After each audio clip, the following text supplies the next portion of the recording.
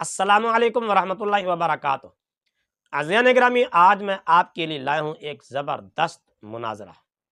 پہلے بھی آپ نے کئی مناظرے ہمارے اس چینل پر سنے، دیکھے، بڑے محظوظ ہوئے۔ آج کافی دنوں کے بعد ایک مناظرہ پھر آپ کی خدمت میں لایا ہوں۔ اس مناظرے کے ضمن میں آپ کو چند ایک علمی لطیفے، علمی پوائنٹ بھی انشاءاللہ میں آپ کو نوٹ کراؤں گا۔ اگر کاغذ قلم ہے تو ٹھیک، ورنہ کاغذ قلم لے لیں، یہ علمی سرمایہ کہیں ضائع نہ ہو جائے۔ بڑا زبردست علمی سرمایہ آپ کے لیے میں ڈھونڈ کے لایا ہوں۔ اصل مقصد ہمارا مناظرہ ہی ہے۔ میں آپ کو مناظرہ دکھواؤں گا، مناظرہ سنواؤں گا، مرزا بمقابلہ انجینئر۔ بڑا زبردست مناظرہ ہے، اور اسی مناظرے کے ضمن میں یہ چند ایک علمی باتیں ہوں گی۔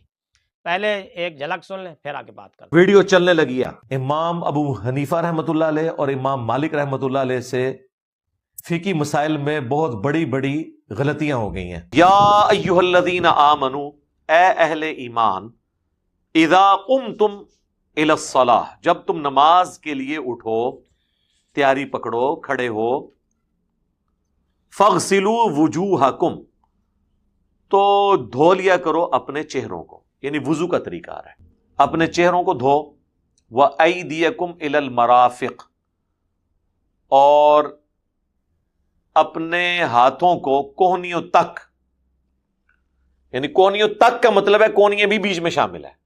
جب تک بات ہوتی ہے تو وہ چیز شامل ہوتی ہے بیچ میں، کوہنیوں تک۔ جی عزیزان گرامی، آپ نے یہ بات تو سن لی۔ مرزا جونیئر کہتا ہے کہ کوہنیوں تک کا مطلب ہے کہ کوہنیاں بھی دھونے میں شامل ہیں۔ ٹھیک ہے، اس پر تو کوئی اعتراض نہیں ہے، ہمیں اس پر ہم بات ہی نہیں کر رہے کہ کوہنیاں دھونے میں شامل ہیں، واقعی ہیں، اس میں کوئی شک نہیں۔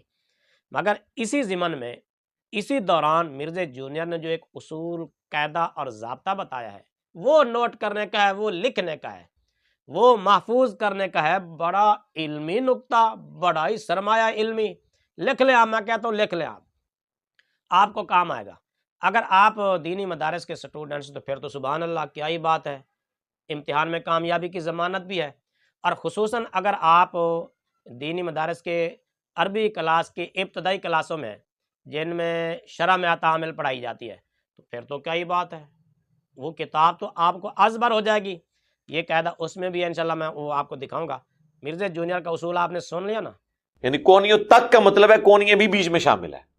جب تک بات ہوتی ہے تو وہ چیز شامل ہوتی ہے بیچ میں۔ کہتا ہے کہ کوہنیوں تک کا مطلب ہے کوہنیاں بھی دھونے میں شامل ہیں، کیونکہ بات جب تک ہوتی ہے نا، یعنی تک بات چلی جائے، تو پھر اس کا مطلب یہ ہوتا ہے کہ وہ چیز اس میں شامل ہوتی ہے۔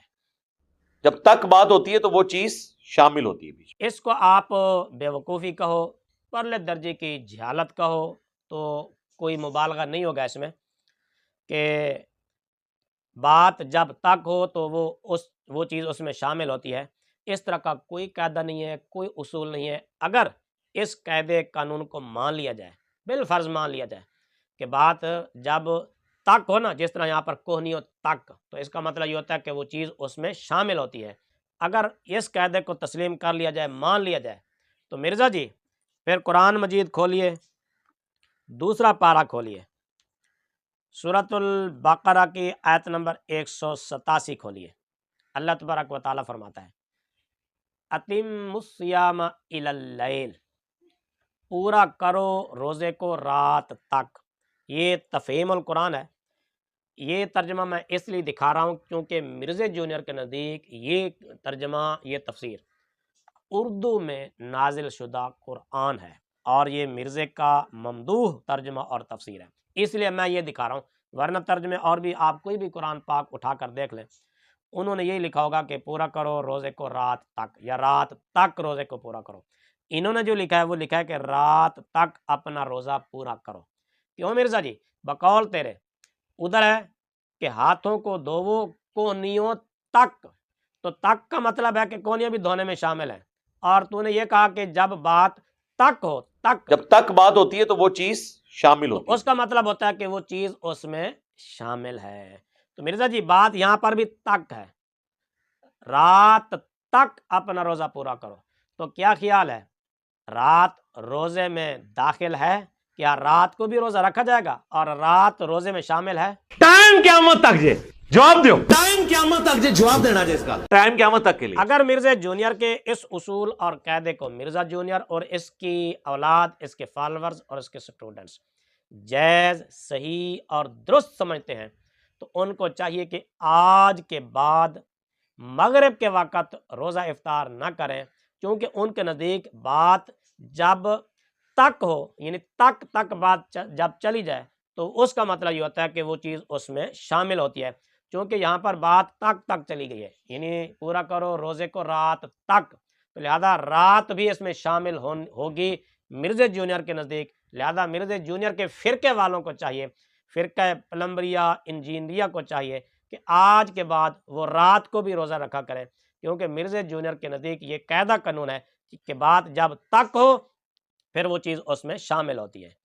एक मिसाल और समझें, अगर ये मिसाल नहीं समझ आई तो एक और मिसाल समझ लें।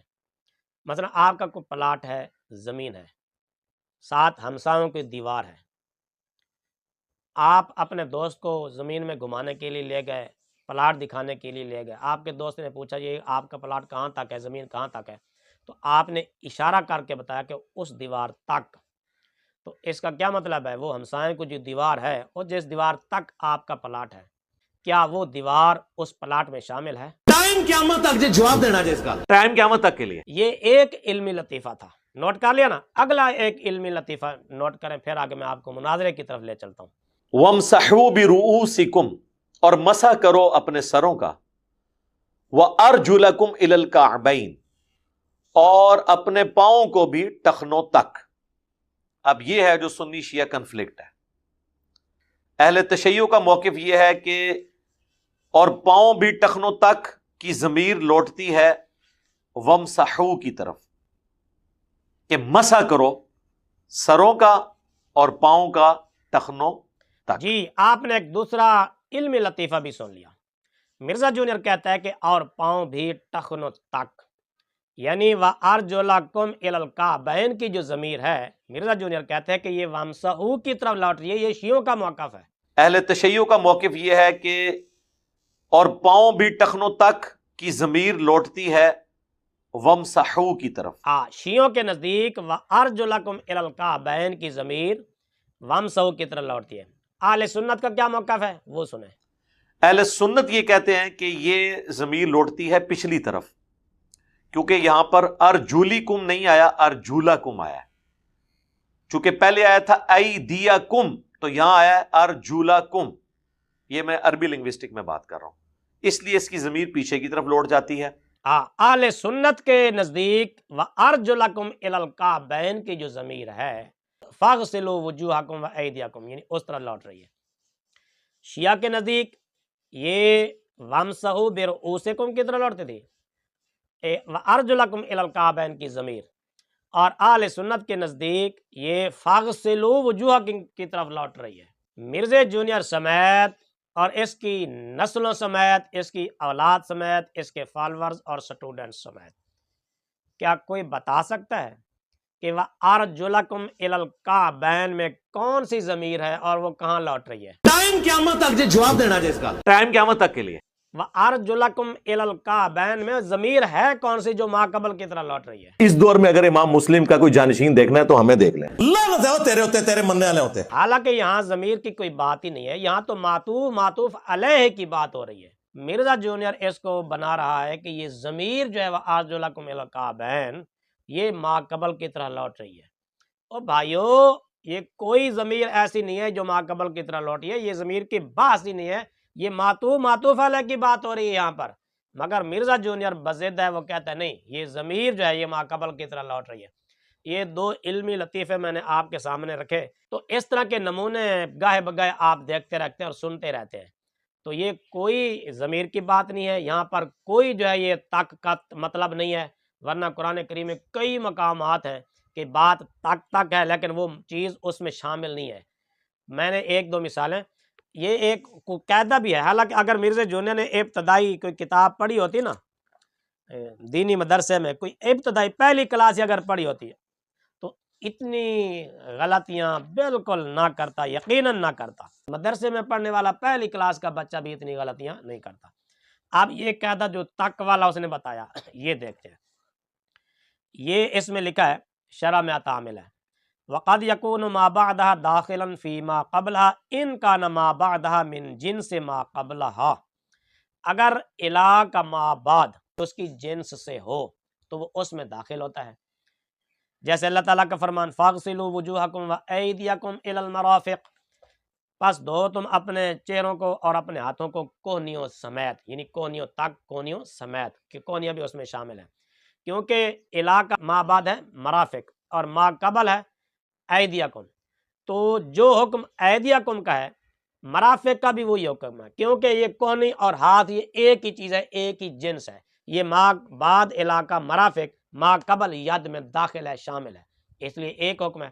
حالانکہ قاعدت یہ تھا کہ جب تک کا یا الا کا یعنی تک کا ما بعد ما قبل کی جنس سے ہو تو تب وہ اس میں شامل ہوتا ہے، اگر وہ اس کی جنس سے نہ ہو تو پھر اس میں شامل ہی نہیں ہوتا، جیسا کہ آگے لکھا ہے وقد لا يكون ما بعدها داخلا في ما قبلها ان لم يكن بعدها من جنس ما قبلها، اور کبھی اس کا ما بعد ما قبل میں داخل نہیں ہوتا اگر اس کا ما بعد ما قبل کی جنس سے نہ ہو، جیسے ثم اتموا الصيام الى الليل، اللہ تعالیٰ کا فرمان، پھر تم پورا کرو روزے کو رات تک، چونکہ روزہ اور رات یہ الگ الگ جنس ہے، رات روزے کی جنس سے نہیں ہے، اس لیے رات روزے میں بھی داخل نہیں ہے، رات تک پورا کرو روزے کو رات تک، چونکہ تک کا ما بعد رات اور ما قبل روزہ یہ ایک جنس نہیں ہے، اس لیے وہ ما بعد ما قبل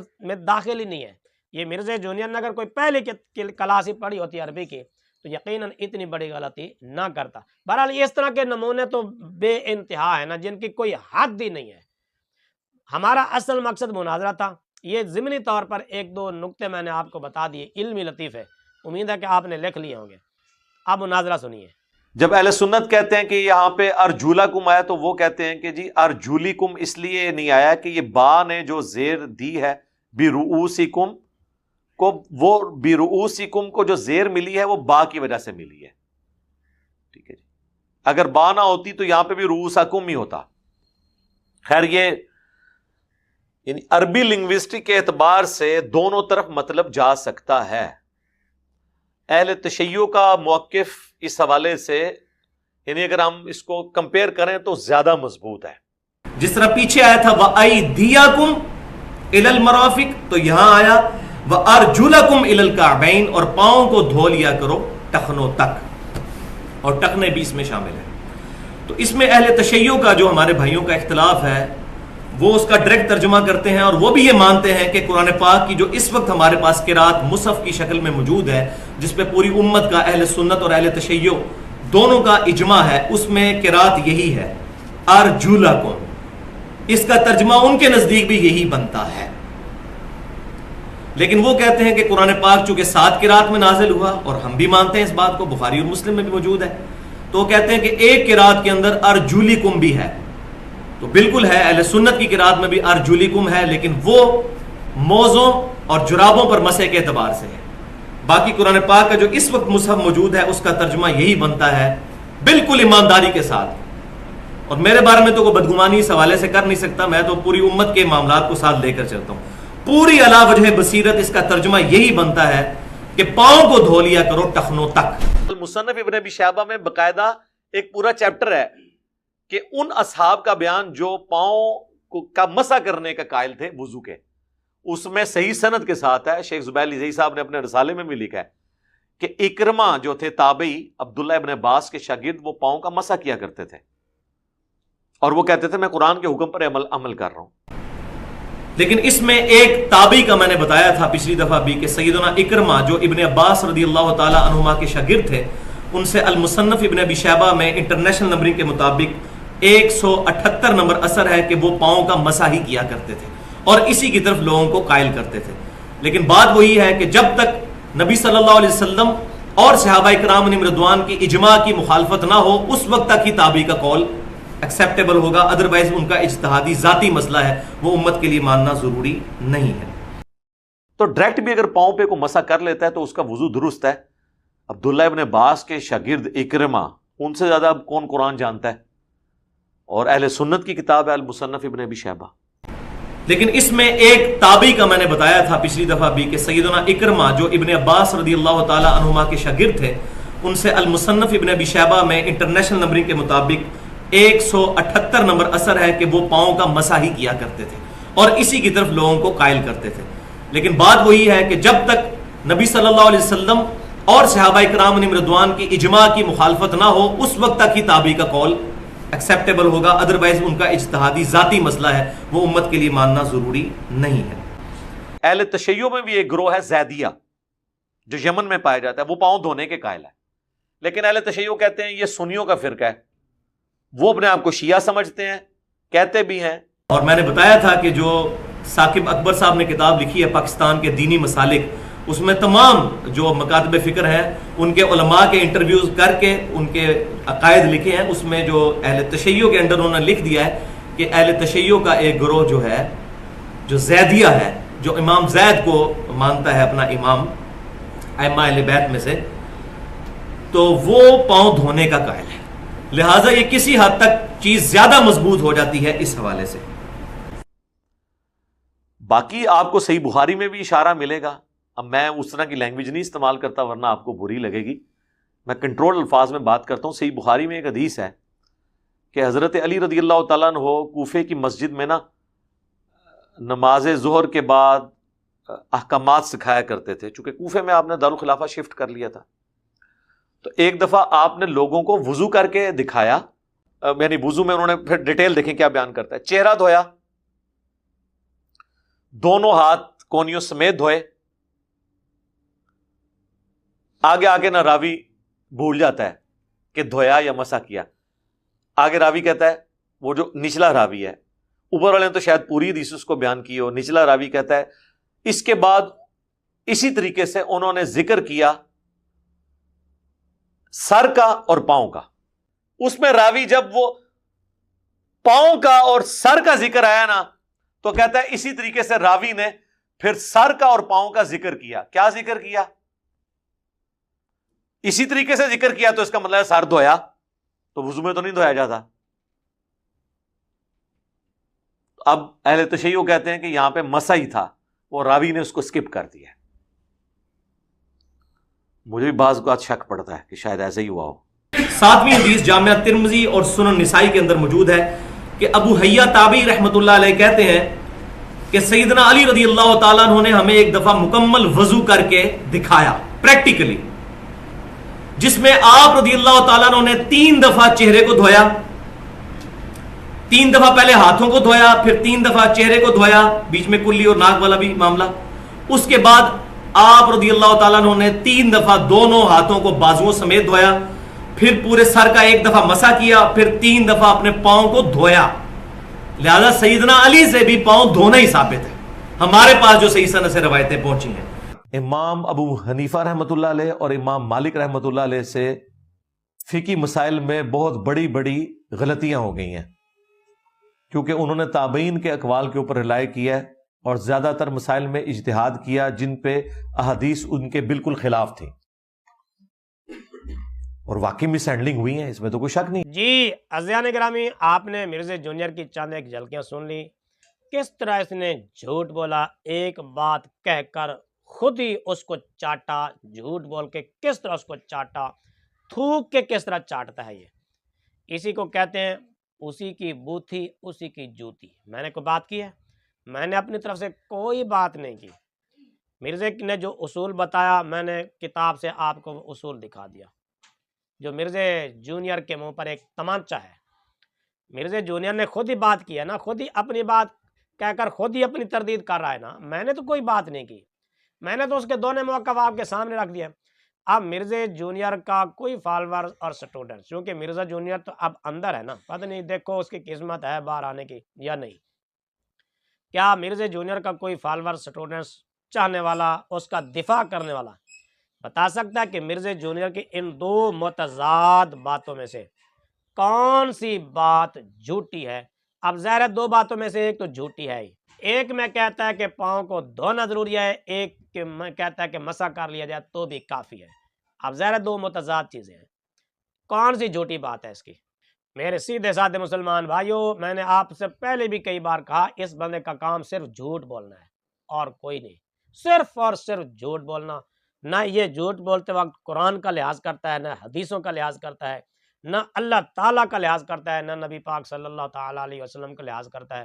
باقی مسلمانوں تو یہ کچھ سمجھتا نہیں ہے، نہ ائمہ کو کوئی سمجھے، نہ محدثین کو کوئی سمجھے، اور یہ کہتے ہیں کہ میں امام مسلم کا جانشین بھی ہوں۔ اس دور میں اگر امام مسلم کا کوئی جانشین دیکھنا ہے تو ہمیں دیکھ لیں۔ لعنت ہے وہ تیرے ہوتے تیرے مننے والے ہوتے ہیں۔ صرف اتنا نہیں بلکہ کہتا ہے میں مجتہد بناتا ہوں۔ ایک ہوتا ہے نا خود مجتہد ہونا، یہ مجتہد بناتا بھی ہے، معاذ اللہ اپنے آپ کو مجتہد کہتا بھی ہے، کہتا ہے میں اجتہاد بھی کرتا ہوں۔